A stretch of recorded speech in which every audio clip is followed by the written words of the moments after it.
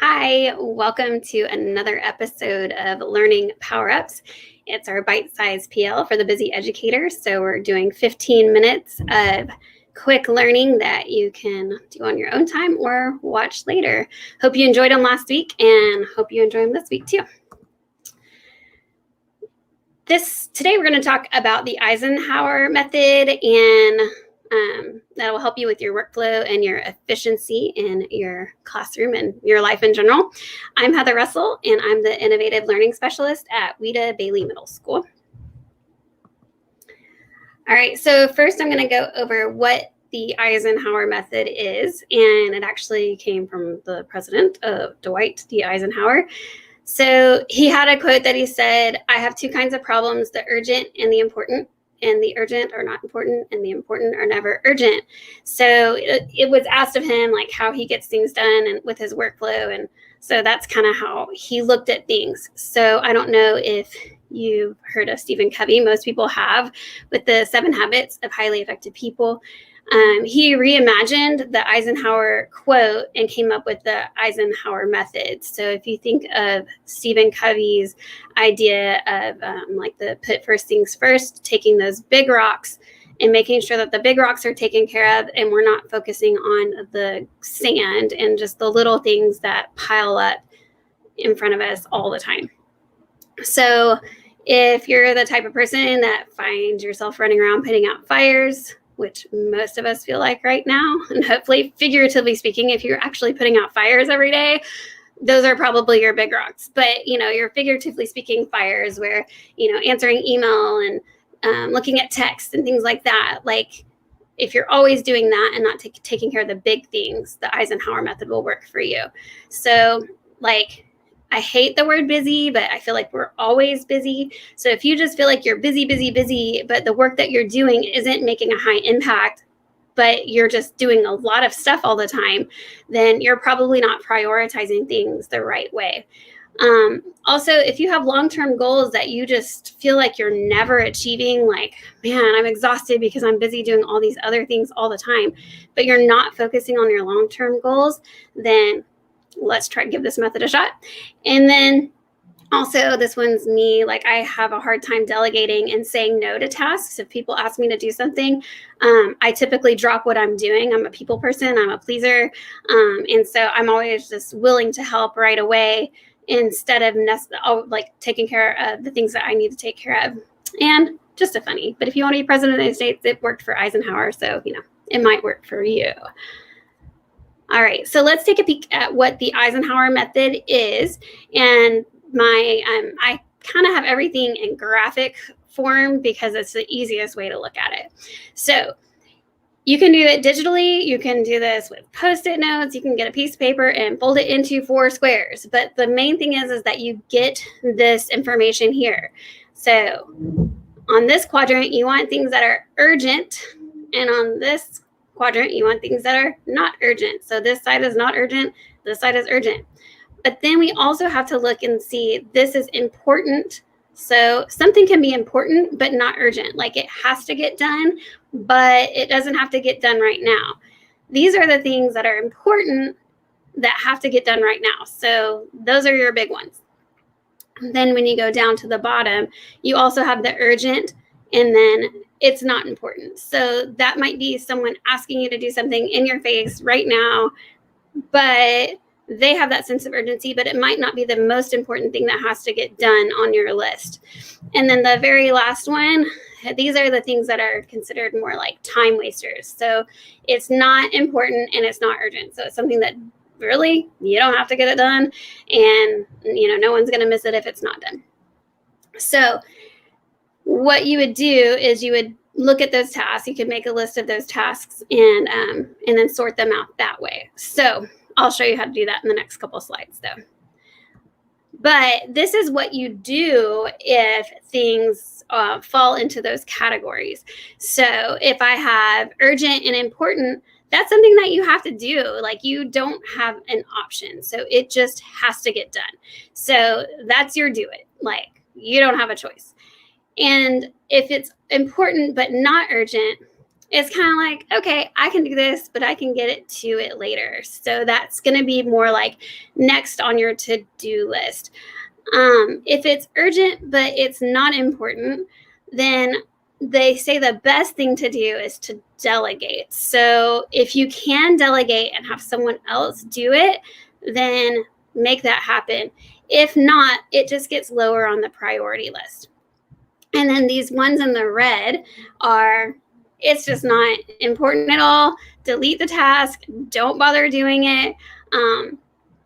And they're kind of more considered time wasters. So I made a little GIF over here for like my dog, because I love my dog, and so I had to throw her in there, of course. But so if I looked at the different things that I have to get done for my dog, so like sharing pictures of Molly on Instagram, that is not important and not urgent. I love to do it. It makes me feel good to share her cuteness, but it's not something that I have to do. So if I don't have any time to do that, that's going to get deleted. How many of us have fallen into that trap of like being so overwhelmed, and we want to find that little bit of joy in something, where we end up, getting on social media, and it just like takes up all of our time. And and then you're more stressed afterwards because you end up not getting the things done that you need to do.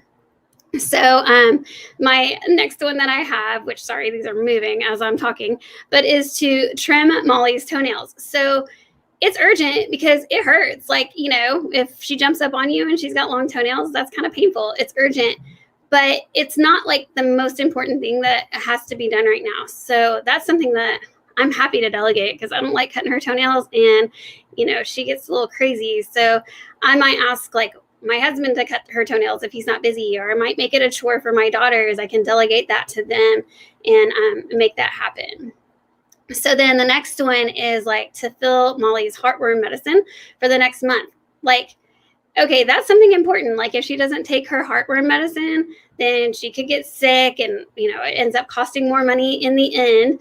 But it doesn't have to happen right now. Like, it's something that I can put on my to-do list, that if I don't get to it today, then it's fine.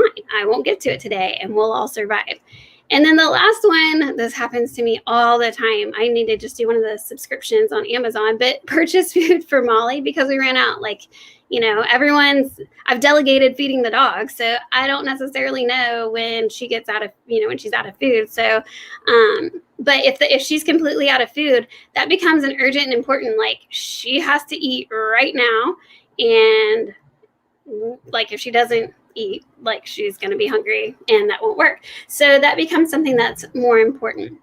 Now, I know this is kind of a silly example with a dog, but I want you to think about things like on your schedule that are urgent and not important. And I'm going to actually go back to here because that was a lot to look at. So if you are thinking about, like, you have open up your email and you have like 20 emails, and you also have, your grant that you have to write, and then you have a teacher that comes in and the copy machine's jammed and needs your help at that moment.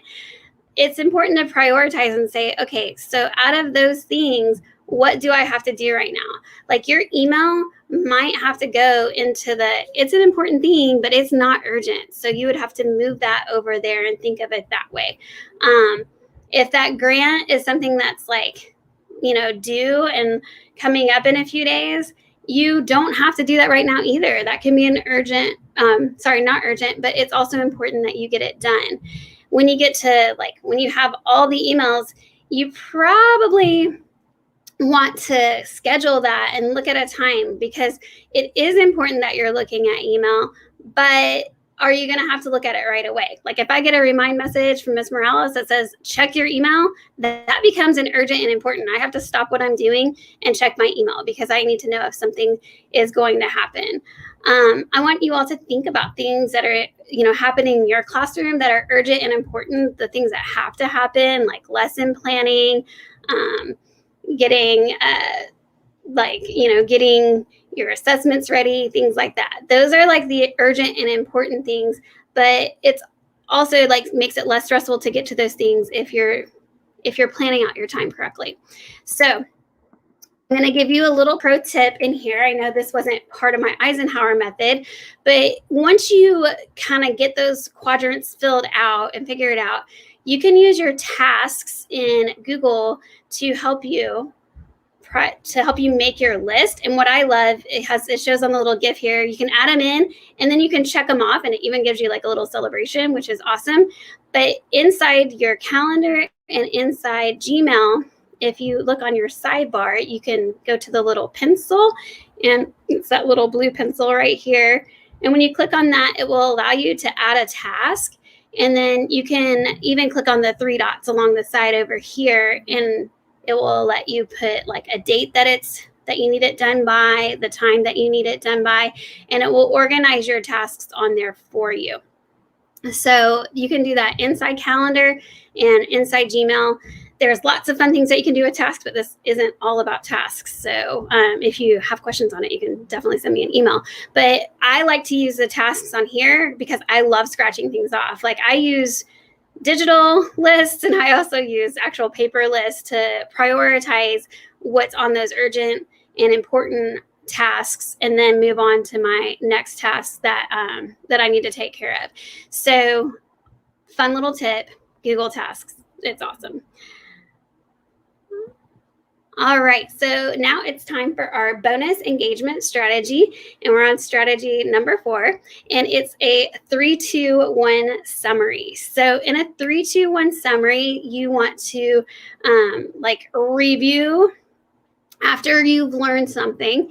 So you can either have kids do this out loud, you can have them do it digitally, you can have them jot it down on a piece of paper, whatever works best for you.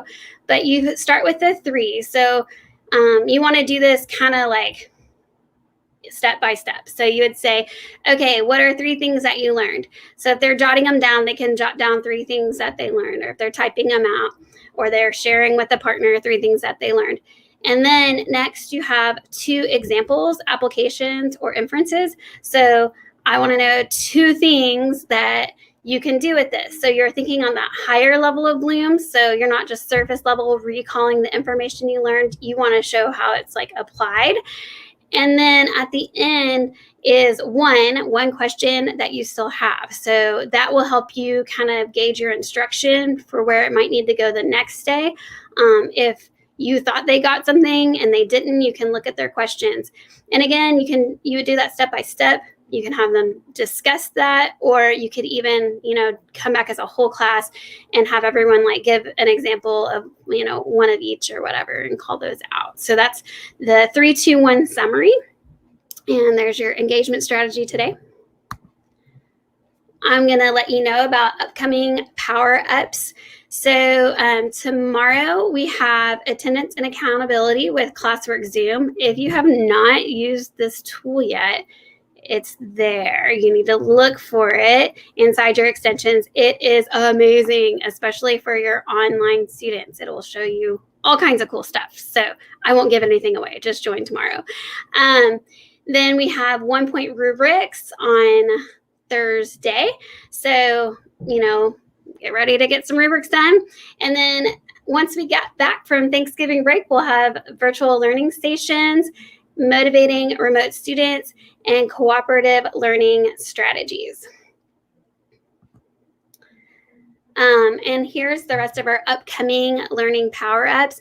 Don't forget to register at bit.ly/learning-power-up. And once you register for those, you'll get the live link where you can join live if you're available at noon. And if you're not available, you will get the link sent to you so that you can watch it later. And they can all still be accessed on our website as well. So hope you learned something about the Eisenhower method today. Reach out if you have any questions on how you can use it in your classroom. Thank you.